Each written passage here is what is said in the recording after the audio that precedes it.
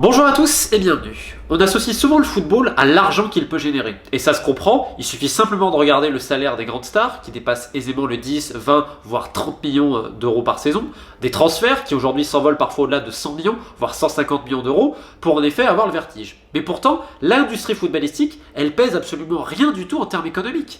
Je veux dire, un club de foot, aussi puissant soit-il, il peut générer au maximum 1 milliard de revenus par an, ce qui est un chiffre colossal pour un club de sport. Néanmoins, c'est rien en comparaison d'une entreprise de PTP, des grandes entreprises hôtelières, ou, je ne parle même pas de ceux qui gèrent les matières premières ou des structures gazières. Et pourtant, le football a un impact médiatique infiniment supérieur à tous les autres. Comme je le dis souvent, l'impact médiatique du foot et donc quelque part la force politique qui en découle, c'est inversement proportionnel aux bénéfices qu'il génère. Parce que même pour un club comme Manchester United ou le Barça qui tutoie le milliard d'euros de recettes par saison, les coûts sont quasiment aussi nombreux. Donc en termes de bénéfices, c'est très rare et j'en donne pour preuve que la plupart des clubs de football aujourd'hui perdent de l'argent. Ce qui n'empêche pas beaucoup de dirigeants de pratiquer l'enrichissement personnel. Pourquoi je fais cette introduction-là ? Parce que dans les accords de normalisation entre Israël et les Émirats, on va trouver une donnée assez symbolique. Et quoi de plus symbolique en fait pour parler de tout ça que le football. Et entre les deux pays aujourd'hui, on a eu plusieurs accords qui concernent encore le football.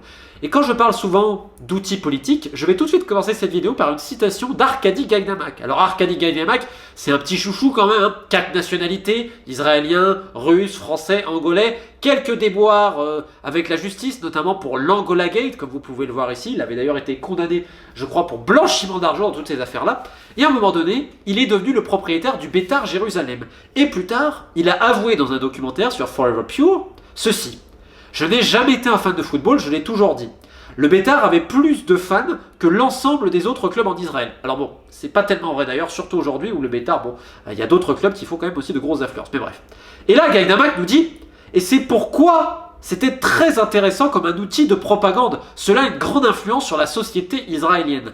Et là, à travers les paroles d'un ancien propriétaire de club, vous voyez comment le football peut devenir une arme, mais surtout un outil politique en fait. Et ça, de partout dans le monde. Petit exemple, Slim Riechi, un homme d'affaires tunisien qui avait récupéré le club africain dans le but d'avoir des ambitions politiques. On pourrait parler également de Mauricio Macri, l'ancien président de Boca Juniors, qui est devenu à terme président de l'Argentine. Et que dire de Georges Weah, dont j'ai fait une vidéo il y a peu au Libéria. Bref, tout ça pour dire quoi? C'est que la normalisation très commentée et annoncée en grande pompe par l'administration Trump entre Israël et les Émirats, il y a un volet footballistique. C'est ce qui a symbolisé et ce qui continue de faire parler aujourd'hui avec bien évidemment le rachat du Beitar Jérusalem, mais on va en parler un petit peu après.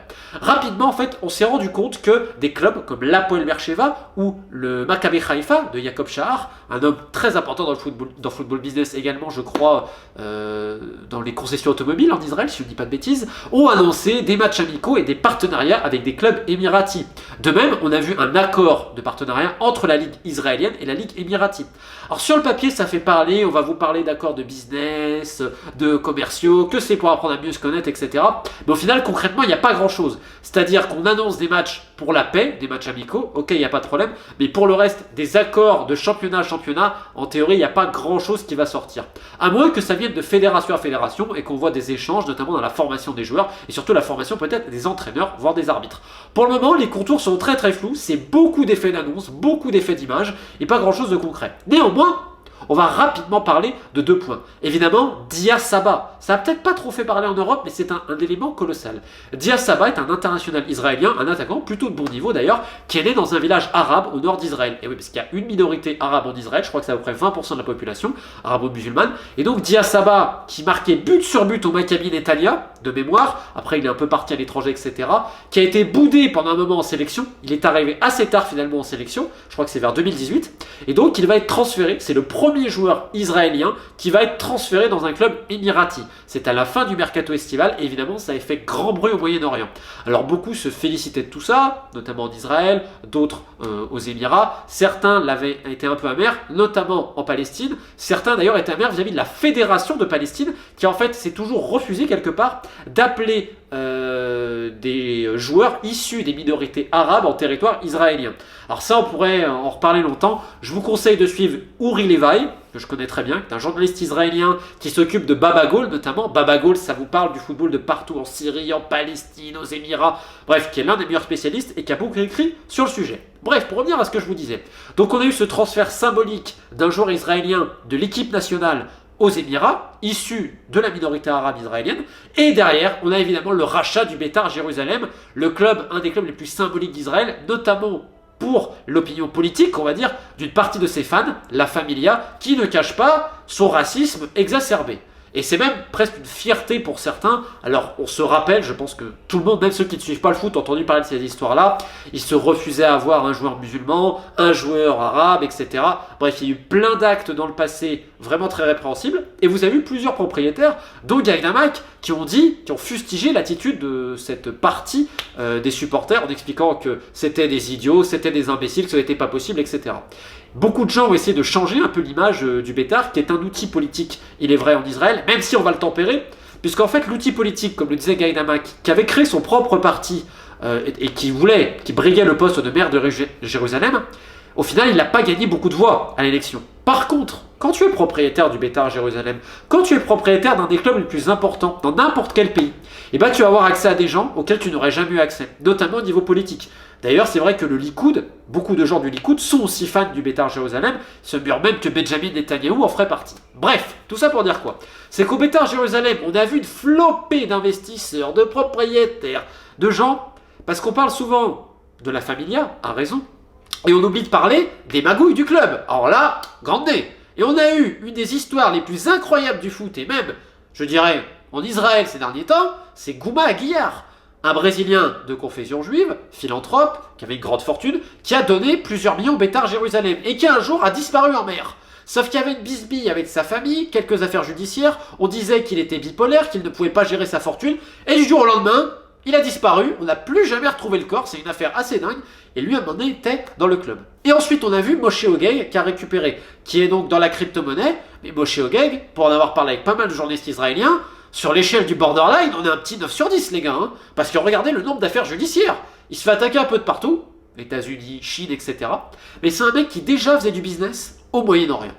Et là, arrive donc ce club-là, historiquement connu pour la Familia, cette partie qui n'accepte pas quelqu'un de confession musulmane et encore moins arabe, et bah, ce club-là va avoir un actionnaire émirati. Alors au début, quand les rumeurs sont sorties dans la presse, et j'en ai parlé avec ceux qui l'ont sorti en premier, honnêtement, ça surprenait tout le monde. Tout le monde disait, c'est trop gros pour être vrai.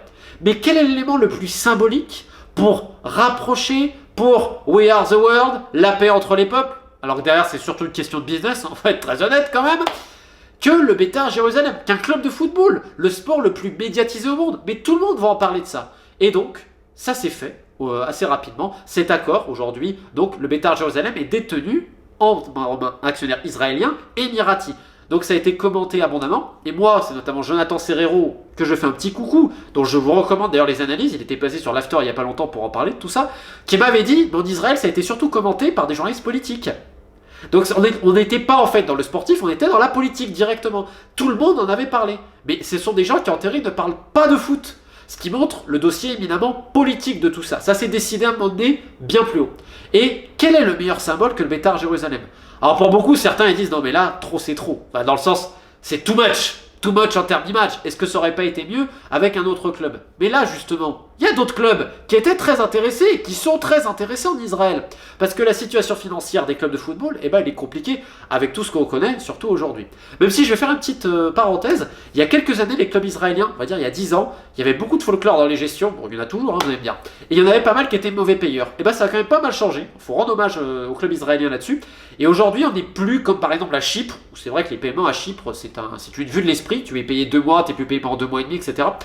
Et Israël, tu gagnais peut-être un peu moins d'argent, mais quand même tu avais la garantie seulement d'être payé. Il y avait quand même des clubs à ce niveau-là, c'était mieux. Il y a eu une progression à ce niveau. Ça n'empêche pas les changements de coach perpétuels, le style là, mais il faut aussi souligner ce qui se faisait bien. Donc bref, pour dire quoi, c'est que tu as des clubs un peu en difficulté, et tu en as certains aujourd'hui qui seraient intéressés d'attirer d'autres investisseurs émiratis. Donc là évidemment, en termes de symbole politique, on est très fort. Et qu'est-ce qu'on voit là? Israël a normalisé ses liens avec le Bahreïn, avec le Maroc et avec le Soudan. Et il y a quelques jours, on s'aperçoit que la fédération marocaine, par l'intermédiaire de Fawzi Lekja, a appelé son homologue israélien pour également voir quelques partenariats à travers le foot. Et quand beaucoup d'effets d'image, c'est un peu comme la FIFA, comme plein d'autres choses. Et en parlant de la FIFA, qui on a vu arriver pour symboliser tout ça?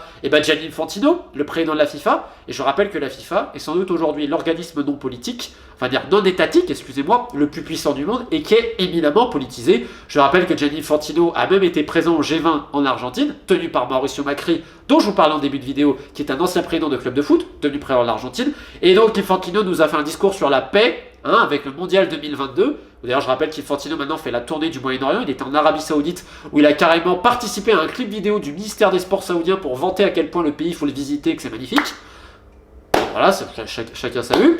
Et bref, Mauricio Macri, pour terminer cette petite histoire, n'a pas été réélu à la présidence de l'Argentine et aujourd'hui où il travaille à la FIFA. C'est fou, hein, foot, politique, certes il y a beaucoup d'argent, certes il y a du business, notamment dans les deals aujourd'hui entre Israël et les Émirats, et on se cache un peu moins, mais il y a aussi beaucoup de symboles et de médiatisation. La preuve, on fait aussi cette vidéo. Et donc je voulais terminer là-dessus, c'est qu'avant d'être une question d'argent, une question de tout ce que vous voulez, le football c'est avant tout une affaire de pouvoir, de politique et de symboles, parce que l'impact médiatique de ce sport, il est inégalable. Donc voilà, écoutez, je pense qu'il y aura d'autres échanges à l'avenir entre Israël et les Émirats, et ça va être assez intéressant. Pour terminer, pour ceux qui s'intéressent au sujet politique, foot, etc., quand même je vais me refaire un peu de promo, parce que j'en ai pas. Donc The Beautiful Game, c'était mon dernier ouvrage, foot, guerre et politique des footballeurs face au destin, avec plus de 70 entretiens avec des joueurs et des entraîneurs, des ministres des sports à travers le monde, du Yémen à l'Irak, en passant par le Guatemala, l'Afghanistan ou le Népal. Bref, j'ai mis un lien en description et en commentaire épinglé pour ceux que ça intéresse. Un grand merci pour votre soutien, et puis je vous dis à très vite sur la chaîne.